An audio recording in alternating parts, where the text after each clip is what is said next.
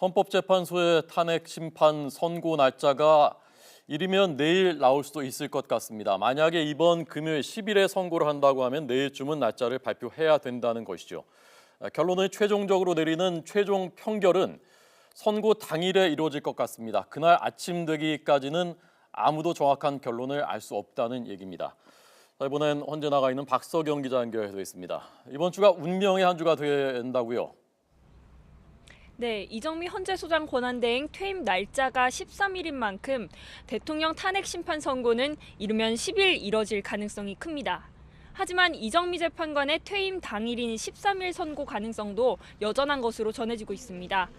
13일 선고가 이뤄지면 오전에 선고를 마친 뒤 오후에 이 재판관의 퇴임식이 열리는 시나리오로 진행될 것으로 보입니다.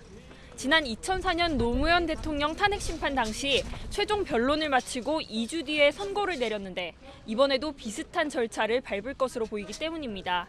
당시 헌재는 선고 사흘 전에 선고 날짜를 국회 측과 대통령 측, 양측에 통보했습니다. 그래서 이르면 내일쯤 선고 날짜가 나올 것이라는 관측도 나옵니다.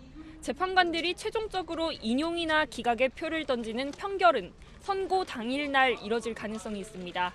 재판부는 최종 평결에 앞서 인용과 기각 두 가지 상황에 모두 대비해 결정문을 미리 준비할 것으로 보입니다.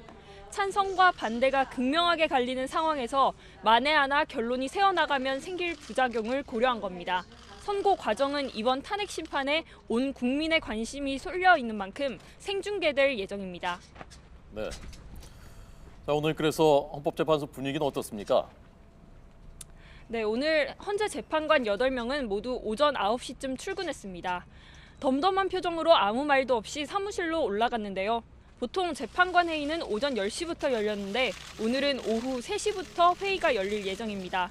주말 동안 재판관들이 각자 검토한 자료를 다시 정리한 뒤 회의에 임하기 위해서인데요. 재판관들은 대부분 법리 검토를 마치고 그간 논의했던 내용을 토대로 쟁점을 정리하고 있는 것으로 알려졌습니다. 헌법재판소 정문 앞에는 경찰들과 경찰 버스 여러 대가 배치돼 있습니다.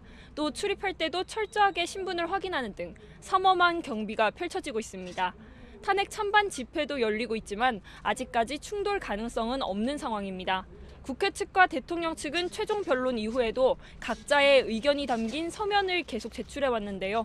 양측이 제출하는 자료는 증거로 채택되지 않지만 선고가 나기 전까지 재판부를 설득하기 위한 막판 굳히기 작업으로 풀이됩니다. 지금까지 헌법재판소에서 YTN 박서경입니다.